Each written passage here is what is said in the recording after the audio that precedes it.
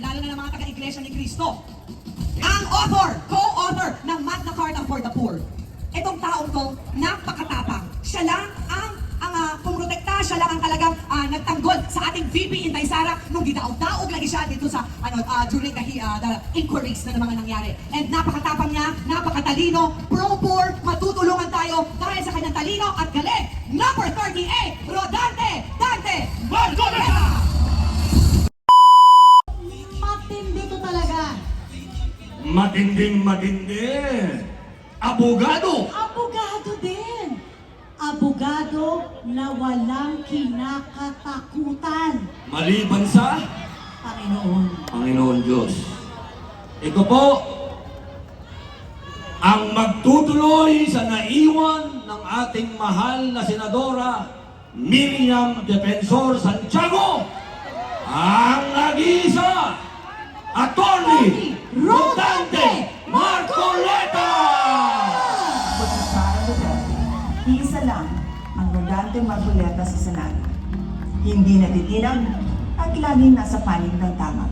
Marcoleta, may prinsipyo, may integridad, may paninindigan.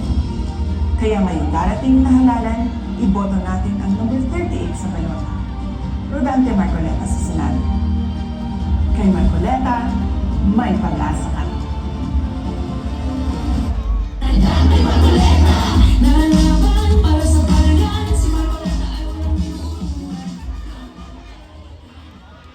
Pag binasa po ninyo ang dyaryo kaninang umaga, ang sinasabi po ay bumaba na raw po ang presyo ng mga bilihin. Naramdaman po ba ninyo? Naniniwala po ba kayo?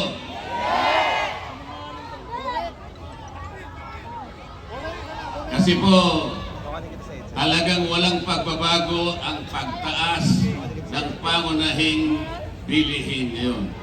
Lalong-lalo na po ang pagkain. Ang kinikita po ng mamamayang Pilipino, lalong-lalo na yung pangkaraniwang manggagawa, hindi na talaga maabot yung presyo ng bilihin. Kaya ngayon po, ang sinasabi ng mga surveys, 27% po ng ating mga mamamayan ang nakararamdam na po ng gutom. Totoo po yan. Napakataas na porsyento po yan. Halos 38 million na Pilipino ang apektado na nakakaramdam po ng gutom. Mabigat po yan. Wala ni isa mang padre de pamilya ang papayag na makita ang kanyang pamilya na gustong kumain ngunit wala siyang makain. Ngunit ang ating pamahalaan ay parang hindi niya pinapansin ang problema ito. Ang katotohanan po, wala silang ginagawa para sa ganun ay ma-resolve ba natin ang problema ito. Ang ginagawa po nila ay binibigyan po kayo ng ayuda. Marami pong ayuda yan. May AX, may AKAP, may TUPAD, may MAIP, at kung ano-ano pa. Ang halaga po niyan ay halos kulang-kulang sa 2 bilyong piso. Ngunit, ang dapat na nabibigyan po dyan, hindi bababa sa bilang na 27 million na mahihirap na Pilipino. Hindi po ganun ang nangyayari. Sino po sa inyo ngayon, sa karamihan natin ngayon, ang nakatatanggap na regular ng ayuda? Sino po? Ang ayuda ngayon, ang pinakamabisang forma ng korupsyon. Hindi po napupunta sa halos 27 million na mahirap na Pilipino. Napupunta po sa bulsa ng ilan. Kaya po ang sinasabi ko dahil pati nga presyo ng kuryente. Mura ba ang presyo ng kuryente ngayon? Ang sinasabi ko po sa mga kasama ko ngayon, kung kami po ay mapupunta lahat sa Senado, iisa lang po ang gagawin namin. Ito yung kauna-unahan. Ang sabi ko po sa kanila, at alam ko naman pumayag silang lahat, lahat po ng kumukonsumo na pamilya na 2,000 pababa, ililibre na po natin yun. Bakit po? Kapag ginawa natin yan, ang mabibiyaya ang 27 million Pilipinos. Walang korupsyon sapagkat dire-diretsong pupunta sa inyo. Walang makakapagpasikat, walang magpapapugi. Akala mo sa kanila galing yung perang pinamimigay sa inyo. Hindi po totoo. Yun po ang gagawin natin. Madali po yun eh. Sa batas kasi ngayon, ang inililibre lang ay yung gumagasta ng 200 pesos. O isang araw lang na kuryente, tapos na. Paano yung ibang araw? Hindi 200 pesos, dapat 2,000 pesos para mabiyayaan ang 27 million na mahirap na Pilipino. Ganon dapat ang iniisip natin. Hindi kung ano-anong ayuda na. Sa kanila nagagaling yun. Sa kanila napupunta yun. Ngayon po ay gusto ko kayong pasalamatan.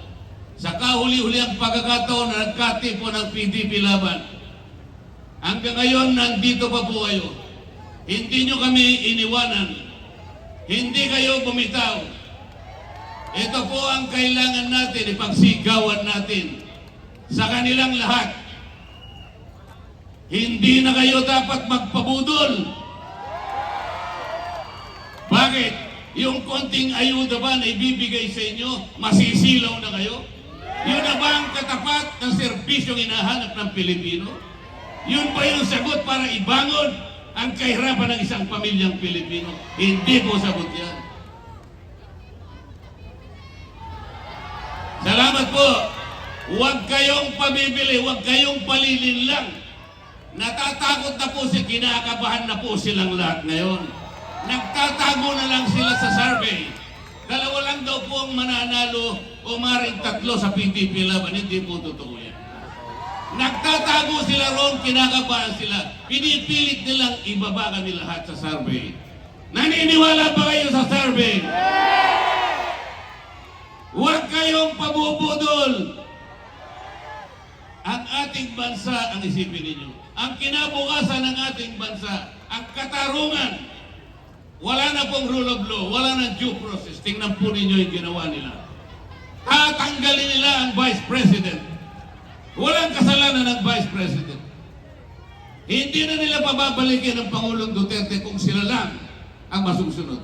Papayag ba kayong lahat? Walang papayag yan. Salamat po sa inyong lahat, sa inyong pagtangkilik. Salamat sa sambayan ng Pilipino na kumikilala sa katwiran, kumikilala sa katotohanan at katarungan. Dante Marcoleta, 38, kalibre 38. Pagbababarilin po natin ang mga problema ng ating bansa.